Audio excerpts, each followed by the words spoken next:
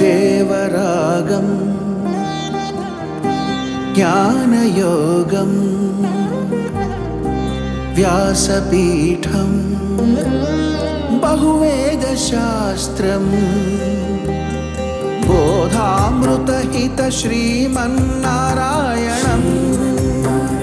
శివగౌరీ సంభాషిత సకల పురాణం అష్టాక్షరి పంచాక్షరి మంత్రావరణం అఖిల దేవతా సంస్తుతి పారాయణం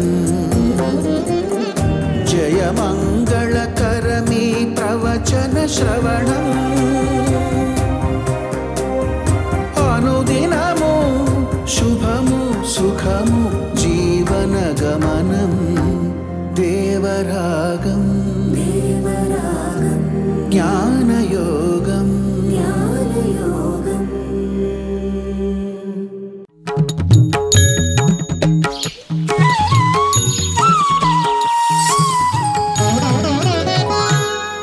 ఆపదామపహర్తారం దాతారం సర్వసంపదాం లోకాభిరామం శ్రీరామం భూయో భూయో నమామ్యహం.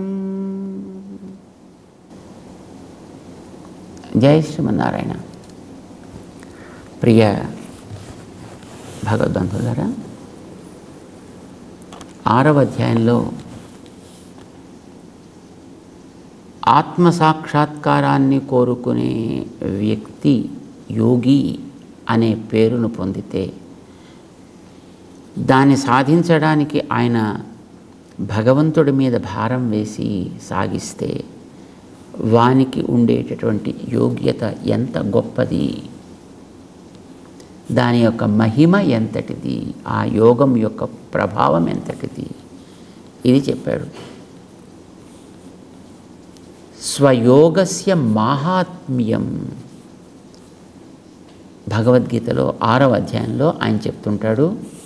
యోగాభ్యాస విధి యోగి చతుర్థ యోగ సాధనం యోగ సిద్ధి స్వయోగస్య మాహాత్మ్యం. ఇవి 6వ అధ్యాయంలో చెప్పింది 5 విషయాలు చెప్పాడు ఆయన. మొట్టమొదటి ఏం చెప్పాడు ఆయన? యోగ అభ్యాస విధి, ఎట్లా మనం ప్రాక్టీస్ చేయాలి, మనస్సుని స్వాధీనం చేసుకోవడానికి సాగించే అభ్యాసం ఏమిటి చెప్పాడు. ఎక్కడ కూర్చోవాలి, ఎలా కూర్చోవాలి, ఎలా తినాలి, ఎలా లేవాలి, ఎలా పడుకోవాలి, ఇవన్నీ చెప్పాడు ఆయన. అది చేసేటటువంటి వాళ్ళల్లో 4 రకాలు ఉంటారయా అని చతుర్థ యోగి చతుర్థ అని యోగుల యొక్క స్థితి 4 రకాలుగా ఉంటుంది అని చెప్పాడు. యోగ సాధనం, దానికి ఏం చెయ్యాలి ఆ స్థితిని పొందడానికి చెప్పాడు. యోగ సిద్ధి, అలాంటి యోగం కనుక చేసినట్లయితే వీడికి లభించేటటువంటి ఉత్తమ స్థితి ఎట్లా ఉంటుంది. దాని తర్వాత చిట్ట చివరి శ్లోకంలో స్వయోగస్య మాహాత్మ్యం, ఇది 6 విషయాలు తాను చెప్పాడు అని మనకి యామునాచార్య స్వామి 6వ అధ్యాయపు సారాన్ని గురించి చెప్తారు. అందులో 46వ శ్లోకంలో ఆయన చెప్తున్నాడు, కొంతమంది తపస్సు చేస్తే మొత్తం మనం ఏదైనా సాధించవచ్చు అనుకుని తపస్సు చేస్తుంటారయ్యా అర్జున, కానీ కేవలం నా మీద విశ్వాసం లేకుండా తపస్సును మాత్రమే చేద్దాము అని రకరకాలుగా తపస్సు ఉంటుంది. శరీరాన్ని శుష్కింపచేసేటటువంటి తపస్సు, బుద్ధిని శుష్కింపచేసేటటువంటి తపస్సు, కృచ్ఛ్రము, చాంద్రాయణము, ఇలాంటి రకరకాల పేర్లతోటి చేసేవాడు ఉంటారు. ఇలాంటివి ఎన్ని చేసినప్పటికీ కూడా వాటి వల్ల కలిగే ప్రయోజనం కంటే చేయించేవాడిని వెనకాతలు నేనని గుర్తించి ఈ ఆత్మ నాకు చెందినవై అని గుర్తుపెట్టుకుని ఎవడైతే తన యొక్క సాధనని, అభ్యాసాన్ని, వైరాగ్యాన్ని చేస్తాడో వాడు అధికుడు. తపస్విభ్య అధికో యోగి. కేవల తపస్సు అంటే తపస్సు 2 రకాలు కదా. ఒకటి శరీరాన్ని ఏమైనా సరే కంట్రోల్ చేయాలి అని దాన్ని కంట్రోల్ చేయడం కోసమనే కొన్ని దీక్షలు చేస్తుంటారు. కానీ భగవంతుడి మీద ప్రేమతోటి, ఆ భగవంతుడి యందు ఉండేటటువంటి భావనతోటి సాగించేటటువంటి క్రమాలు కొన్ని ఉంటాయి. ఇది కేవలం శరీర శుష్క ప్రవృత్తి కంటే కూడా భగవంతుడి యందు ఆధారపడి చేసేటువంటిది ప్రభావం సహజంగానే అధికంగా ఉంటుంది. అది భగవంతుడి మీద కావచ్చు, ఆత్మ యందు దృష్టి పెట్టి కావచ్చు. ఇప్పుడు ఇక్కడ ఆత్మ యందు దృష్టి పెట్టి చేసేవాడి విషయం చెప్తున్నాడు ఆయన. చేత అలాంటి యోగి అధికుడు ప్రభావంలో. కొంతమంది ఇలాంటివి చేయరు. ఇలాంటివి ఈ కర్మలు ఇవన్నీ కూడా, ఈ తపస్సులు విపస్సులు పెద్ద ఇవన్నీ నాకు అవసరం లేదయ్యా, కానీ జ్ఞానం కలిగితే చాలును అని జ్ఞాన సముపార్జనే. అర్జునుడు కూడా మొట్టమొదటి అదే కదా అనుకున్నాడు ఆయన. ఇదంతా ఎవడు చేస్తాడు, శుభ్రంగా హాయిగా జ్ఞానాన్ని ఆర్జిస్తానా అని అనుకున్నాడు ఆయన. కానీ కేవలము శుష్కమైన జ్ఞానాన్ని ఆర్జించేటటువంటి వాని కంటే కూడా మనం ఇందాక అనుకున్నటువంటి యోగియే ఉత్తముడు. జ్ఞానిభ్యోపి అధికః మతః. ఈ జ్ఞానుల కంటే, ఉత్త జ్ఞానుల కంటే కూడా వాడే కొంచెం పై స్థాయిలో ప్రభావం కలిగినటువంటి వాడు. మరి కొంతమంది ఉత్త కర్మలు చేస్తుంటారు, యజ్ఞాలు యాగాలు బ్రహ్మాండంగా చేస్తుంటారు, ఏదో తమ కోసం చేసుకునేటటువంటి వాళ్ళు ఎంతోమంది ఉంటారు. అలాంటి కర్మఠులందరికంటే కూడా ఈ యోగియే అధికుడు. కర్మిభ్యశ్చ అధికః యోగి.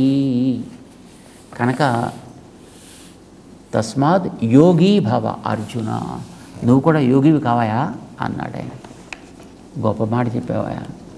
తపస్సు చేయొద్దన్నావు, జ్ఞానం ఆర్జించక్కర్లేదన్నావు, కర్మలు చేయక్కర్లేదన్నావు, సుఖంగా ఉంది నా బతుక్కి. ఇప్పుడు నన్ను యోగి కమ్మన్నావు కదా, వెళ్ళొస్తా అంటే యోగం చేసుకుంటాను నేను ఇప్పుడు వెళ్ళిపోయి అని మెల్లిగా బయలుదేరాడు రథం దిగేసి. నేను పిలిచాడులరా, ఏం చెప్పాను నేను నీకు?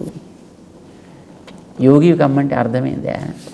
కర్మలు మానేమన్నానా, జ్ఞానం వదిలేయమన్నానా, తపస్సులు వద్దన్నానా, ఉత్త తపస్సు వద్దన్నా, ఉత్త జ్ఞానం పనికిరాదన్నా, ఉత్త కర్మ పనికిరాదన్నా. ఇప్పుడు కర్మ అనేటటువంటిది భగవద్ ఆరాధనగా యజ్ఞమయంగా చేయాలని కదా గత అధ్యాయంలో చెప్పింది నీకు. కర్మ నత్యాజ్యం అని కదా నీకు చెప్పింది గతంలో. కర్మ వదిలిపెట్టమని చెప్పామా ఏమిటి? కర్మ ఎలా చేయాలో తెలుసుకుని చేయమని చెప్పాను. జ్ఞానం అనేటటువంటిది ఎవరిలో ప్రకాశిస్తుందో తెలుసుకొని పొందమని చెప్పాను. చేసేటటువంటి తపస్సు ఎవడి విషయంలో చేయాలో తెలుసుకుని చేయమని చెప్పాను తప్ప అది వదిలమన్నావా? అది అంచేత తపస్వి కంటే, జ్ఞాని కంటే, కర్మఠుడి కంటే అంటే కేవలం అవి మాత్రమే నన్ను తరింపచేస్తాయి అనుకుంటూ ఎవడు చేస్తాడో అవి వాడికి ఏం పెద్ద పని చేసేవేమీ కావు. వాడికంటే ఈ ఆత్మ సామ్య దృష్టి కలిగినటువంటి యోగి ఉంటాడే వాడే అందరికంటే ఉత్తముడు. కనుక నువ్వు కూడా అది కా అని చెప్తున్నాను, వదలమని చెప్పట్లేదు సుమా అన్నాడు ఆయన. నా ఆరాధన రూపంగా ఆరాధించ, ఈ పనులన్నీ చేయాలా అన్నాడు. అంటే ఏం చేయమంటావు ఇప్పుడు? ఎందుకే నేను యోగి కమ్మంటున్నావు కదా నువ్వు. నిజమే యోగివి కావాలి, కానీ ఒక మాట జ్ఞాపకం పెట్టుకో. చివరి శ్లోకం చెప్తున్నాడు ఆయన 6వ అధ్యాయంలో. యోగినామపి సర్వేషాం మద్గతేన అంతరాత్మనా శ్రద్ధావాన్ భజతే యో మాం సమ్మే యుక్తతమో మతః.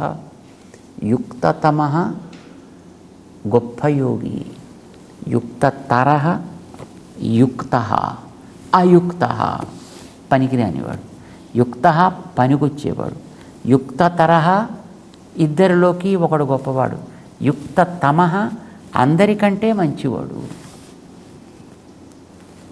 ఏం చేయాలి? నువ్వు ఎవరివి కావాలనుకుంటున్నావు? యుక్త తముడివి కావాలా, యుక్త తరుడివి కావాలా, ఉత్త యోగివి కావాలా, లేకపోతే అయుక్తుడివి కావాలా? అయుక్త నిబధ్యతే అని చెప్పాడు తన గతంలోనే. అయుక్త కామకారేణ ఫలే సక్త నిబధ్యతే. ఫలాన్ని కోరుకుంటూ చేసేవాడు అయుక్తుడు, వాడు శుభ్రంగా ఆ బంధంలో చిక్కుకుంటాడు సుమా, సుడిగుండంలో అని చెప్పాడు ఆయన. సో ఇప్పుడు ఏం చేయమంటావు అయితే ఎంతకని? ఉత్త యోగి నుండి కమ్మని చెప్పట్లేదయ్యా. యోగి భవ అంటే ఎలాంటి యోగి కావాలో అలాంటి యోగి కమ్మంటున్నాను. ఎలాంటి యోగి కమ్మంటావు ఎంతకని? యోగినామపి సర్వేషాం, ఇందాక నువ్వు అనుకున్నటువంటి యోగులందరికంటే అని పంచమి అర్థంలో చెప్తున్నాడు షష్ఠీ విభక్తిని. అందరిలోకి కూడా, యోగులందరిలోకి కూడా మద్గతేనాంతరాత్మన, ఎవడైతే నేను అంతర్యామిగా ఉన్నాను అని గుర్తుపెట్టుకుని నడిపేవాడిని నేను అని తెలుసుకుని నాయందు భావన పెంచుకుని శ్రద్ధావాన్, మంచి శ్రద్ధ కలిగి, శ్రద్ధ అంటే ఏమిటో మనం గతంలో చెప్పుకున్నాం. శ్రద్ధ అంటే దాని యందు రుచి ఉండి అది పొందితే తప్ప నేను ఉండలేననే త్వర కలిగిన వాడు అని అర్థం. రుచిపూర్వక త్వర శ్రద్ధ అంటారు. అంటే దాని యందు మనకి ప్రేమ ఉండాలి, అది పొందాలనేటటువంటి త్వర, ఈగర్నెస్ మనలో ఉండాలి. దానికి శ్రద్ధ. శ్రద్ధావాన్, నువ్వు అటువంటి శ్రద్ధ కలిగిన వాడివి కావాలి. తర్వాత మాం భజతే, ఎవడైతే నన్ను సేవిస్తాడో, నడిపేవాడిని వెనకాతలు నేను, కళ్యాలు స్టీరింగ్ నా చేతుల్లో ఉంది కనుక కారు త్వరగా నడవాలి అంటే నువ్వు చక్రాలను పట్టుకుని అడిగితే ఎలాగా, ఆ కారు బాయినెట్ని పట్టుకుని అడిగితే ఎలాగా, లేదా కారు పైన డోమును పట్టుకుని అడిగితే ఎలాగయ్యా? స్టీరింగ్ మీద కూర్చున్నటువంటి సారథి ఎవడో వాడిని పట్టుకోవాలి, వాడిని అడగాలి, కానీ అది నేనే. అయితే కూర్చున్న వాడిని నేనైతే నన్ను గుర్తించకుండా నువ్వు ఇక్కడ పట్టుకుని అక్కడ పట్టుకుని ఏదో చేస్తానంటే అర్థమేముందయ్యా? కనుక శ్రద్ధావాన్ యో మాం భజతే, ఎవడైతే నన్నే భజించునో, భజించడం అంటే అది కాదు భజన, భజ సేవాయాం, ఎవడు నన్ను సేవించును. భగవంతుని సేవించడం అంటే ఎట్లా? మళ్ళీ అది తెలియాలి కదా. ఇంతవరకు కూడా ఆత్మసాక్షాత్కారాన్ని గురించి ఆయన చెప్తున్నాడు, ఇంతవరకు ప్రకృతిని గురించి చెప్తున్నాడు ఆయన.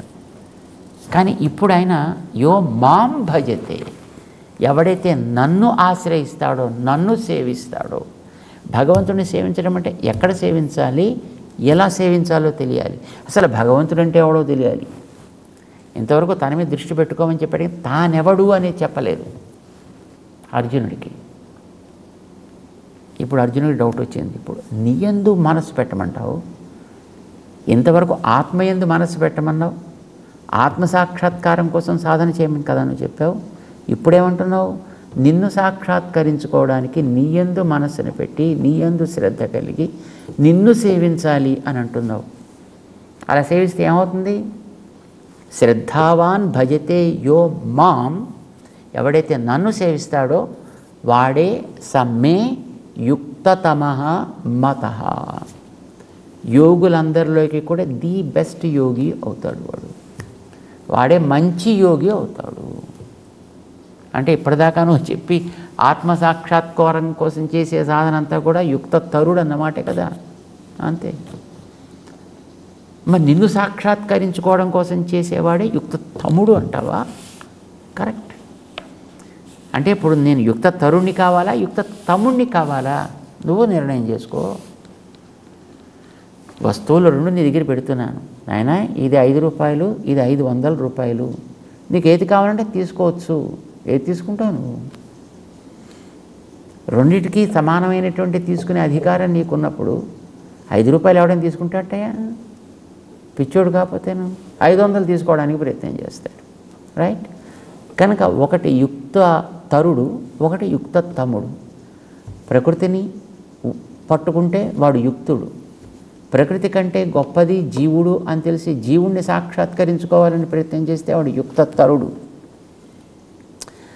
ఆ ప్రకృతికి ఈ జీవుడికి కూడా వెనకాత నడిపేవాడు పరమాత్మ అని తెలిసి ఆయన్ని పట్టుకోవాలి అని ప్రయత్నం చేసేవాడెవడో, ఆయనకు అనుగ్రహాన్ని పొందాలి అని ప్రయత్నం చేసేవాడెవడో వాడు యుక్త తమ్ముడు. వాడు యుక్త తమ్ముడు మాత్రమే కాదు, వాడంటేనే నాకు కూడా చాలా ఇష్టం సుమా అన్నాడు ఆయన. స మే యుక్తతమః, నాకు వాడంటే చాలా ఇష్టమయా అన్నాడు. అంటే ఇప్పుడు ఇంతకీ ఈ పాత చేసిన వాడంతా నీకు పెద్దగా అంత ఇష్టమైనటువంటి వాడు కాదా అంటే, వాడు ఇష్టమే అనుకో, కానీ వాడి కంటే వీడికా నాకు చాలా ఇష్టం అన్నాడు. అలా చేసే వాళ్ళందరికంటే కూడా నాకు నా యందు మనసు పెట్టి చేసేవాడెవడో వాడే నాకు చాలా ఇష్టం. సమే యుక్త తమో మత అని చెప్పాడు. మరి నీ యందు మనసు పెట్టుకోంటే అసలు నువ్వెవడివా? నువ్వెవడివి అసలు? నీకు జీవుడికి సంబంధం ఏమిటి? నీకు ప్రకృతికి సంబంధం ఏమిటి? ఇప్పటిదాకా ఆ మాటలు చెప్పలేదు కదా. ఆయన 2 విషయాలు చెప్పాడు ఇప్పటిదాకా. ఒకటి, మధ్యలో జీవుడు ఉన్నాడు, ఒక పక్కన శరీరం ఉంది, ఓ పక్కన పరమాత్మ ఉన్నాడు. నువ్వు భారాన్ని, కర్మలు ఆచరించాలి. ఆచరించడం కోసం నీకు శరీరం వచ్చింది, నిన్ను నడిపించడం కోసం వెనకాతలు నేనున్నా కనుక ఇప్పుడు పనిచేయి. నువ్వు నీకు భారం కాకుండా ఉండాలి, నీకు బంధకం కాకుండా ఉండాలి, నీ మీద బరువు మొయ్యకుండా ఉండాలి అని అనుకుంటే చేసే పనుల యొక్క భారాన్ని అటు ప్రకృతి మీదనే పెట్టేయి, ఇటు పరమాత్మ మీదనే పెట్టేసేయి అని చెప్పాడు ఇంతవరకు. అంతే చెప్పాడు. కానీ నీకు దీనికి సంబంధం ఏమిటయా అని ఆ మాట చెప్పలేదు ఇప్పటిదాకా. ఇప్పటిదాకా చెప్పిందంతా విన్నాడు ఈయన. ఇది ఆత్మ సాక్షాత్కారం కోసం, కర్మబంధం నుంచి ఆత్మ విడిపడడం కోసం చెప్పింది. విడిపించేవాడు ఆయన అన్నప్పుడు నువ్వు ఆయన్ని కదా ఆశ్రయించాలి. దీన్ని ఆశ్రయించి, ప్రకృతిని ఆశ్రయించి ప్రయోజనం ఏమిటి కనుక? రెండిటికీ తాచేతులు పెట్టుకున్నాను అని ఆయన అన్నప్పుడు శుభ్రంగా ఆ కీ పట్టుకుని ఆయన దగ్గరికే పెడితే టకా టకా తాళాలు తీసి ఆయన నీకు కావాల్సినవో ఆయన అందిస్తాడు. ఆయన ఇప్పుడు చెప్పాడు ఆ మాట 6వ అధ్యాయంలో 47వ శ్లోకం దగ్గరికి వచ్చిన తర్వాత చెప్పాడు. శ్రద్ధావాన్ భజతే యహ మాం, ఎవడైతే నన్నే సేవిస్తాడో వాడంటేనే నాకు భలే ఇష్టం అన్నాడు. అదేదో ముందే చెప్తే సరిపోయేది కదా. నీ దగ్గరికి వచ్చి నువ్వోటి ఎవడవా నేను మొట్టమొదటి అడిగావు. నా దగ్గరికి వచ్చి నేను ఎవడో తెలుసుకోవడానికి ముందర నువ్వెవడవో నీకు తెలియాలి, నిన్ను నడిపే శరీరం ఏమిటో నీకు తెలియాలి, దాని ప్రభావం ఏమిటో తెలియాలి, నీ జ్ఞానం ఏమిటో తెలియాలి, నువ్వెందుకు దాన్ని తగులుకున్నావో తెలియాలి, అది నిన్ను ఎట్లా లాగగలుగుతుందో తెలియాలి, దాన్ని ఎట్లా కంట్రోల్ చేయాలో నువ్వు తెలుసుకోవాలి, అందులోంచి బయట పడితే వచ్చే లాభం ఏమిటో నీకు తెలియకుండా నడిపేవాడిని నేను చెబితే మాత్రం నీకు లాభం ఏమిటి? ఇప్పుడు నీకు ఇవన్నీ తెలిసాయి కనుక ఇలా బయటికి రావాలి అని అనుకున్నా, బయటకు వచ్చిన తర్వాత నువ్వేం చేయాలి? ప్రకృతి నుంచి నువ్వు బయటకు వచ్చావు, దెన్ వెటుగో, ఎక్కడికి పోవాలి? నువ్వు ఏమవ్వాలి? నువ్వే అలా ఉండిపోతావా? కొంతమంది అలా కూడా అనుకున్నారండి. బయటకు వచ్చిన తర్వాత మేము అలా ఉండిపోవాలంతే. ఏం చేస్తావు అలా ఉండిపోయి? ఇప్పుడు మనం తలుపేసుకుని లోపల కూర్చున్నాం అనుకోండి, అలాగా ఏకాంతంగాను ఎంతసేపు కూర్చోగలుగుతాం? అట్లాగా ఉండగలుగుతామా? ఉండలేవు కదా. అలాగా ప్రకృతి అలా ఉండనివ్వదు కదా. యద్యహంకారం ఆశ్రిత్య నయోత్స్య ఇది మన్యసే మిథ్యేష వ్యవసాయస్తే ప్రకృతిస్త్వాం నియోక్ష్యతి. 18లో వెళ్ళగా చెప్పాడు అన్నమాట. నువ్వు పెద్ద, నేను చాలా గొప్పవాణ్ణి, నా ఇష్టం వచ్చినట్టు నేను ఉండగలుగుతాను అని ఒకవేళ అహంకరించి నువ్వు కనుక నేను చెప్పినట్టుగా పనిచేయడం మానేసి నువ్వు అలా ఉండిపోతాను అని అనుకున్నావా, ఉండనివ్వది ప్రకృతి. నిన్ను లోపల నుంచి పొడిచి పొడిచి పొడిచి మళ్ళీ తన వశం అయ్యేటట్టుగా నిన్ను లాగి కింద పారేస్తుంది. మనం గతంలో ఒక కథ చెప్పుకున్నాం. అసలు ఏమీ మాట్లాడకుండా చక్కగా అలా కూర్చుండిపోతే చాలా బాగుంటుందండి, అసలు ఏ బాధరబందీ లేకుండా అని కూర్చున్నాడు ఒక ఆయన. ఓ పెద్ద భాగవతం తయారైంది. మాట్లాడకుండా కూర్చున్నందుకు పెద్ద భాగవతం తయారైందండి ఆయన వల్ల. ప్రకృతి యొక్క ప్రభావం అది. నీ చేతుల్లో ఏముండదు. ఆ ప్రకృతిని నువ్వు కంట్రోల్ చేయలేవు, దాన్ని కంట్రోల్ చేయాల్సిందే నేను. వెనకాత నా చేతుల్లో పనిచేస్తూ ఉంటుంది. కనుక నువ్వు ప్రకృతిని ఆశ్రయించి దాన్ని కంట్రోల్ చేసుకుందాం అనుకుంటావా, లేదా ప్రకృతిని వదిలిపెట్టి నీ అంతటా నువ్వు ఉందాం అనుకుంటావా? అదే నిన్ను ప్రకృతిని కూడా నడిపేవాడిని వెనకాతలు నేను కనుక నన్ను ఆశ్రయించి దానికి తగ్గట్టుగా ప్రకృతిని వశం చేసుకుని నువ్వు హాయిగా ఉందాం అనుకుంటావా? నీది ఇష్టం, నువ్వు దేన్నైనా నువ్వు కోరుకోవచ్చు. బుద్ధిమంతుడు అయితే చక్కగా హాయిగా నన్ను ఆశ్రయించు, అవి రెండూ నీకు స్వాధీనమయ్యేట్టుగా నేను చేసి పెడతాను. ప్రహ్లాదుడి దగ్గర ఆయన చేసింది అదే పని కదండి. ప్రహ్లాదుడు ఏం తపస్సులు చేయలే, యోగాలు చేయలే, యాగాలు చేయలే, ధ్యానాలు చేయలేదు, దానాలు చేయలేదు, ఏమీ చేయలే. భగవంతుడి మీద పూర్తి భారం పెట్టి కూర్చున్నాడు అంతే. మొత్తం అన్నీ ఆయనే చూసుకున్నాడే. నీళ్ళల్లో పారేసినా ఏ ఇబ్బంది కాకుండా చూసుకున్నాడు, నిప్పుల్లో పారేసినా ఇబ్బంది కాకుండా, కత్తులతో కోసినా ఇబ్బంది కాకుండా, ఏనుగులతో తొక్కినా ఇబ్బంది కాకుండా, విషం ఇచ్చినా ఇబ్బంది కాకుండా, ఏం చేసినా ఇబ్బంది కలగకుండా తను జాగ్రత్తగా అతనికి ఒక రక్షణ కవచంలా ఉండి కాపాడుకున్నాడు కదా. నేను అట్లా చేస్తానయా.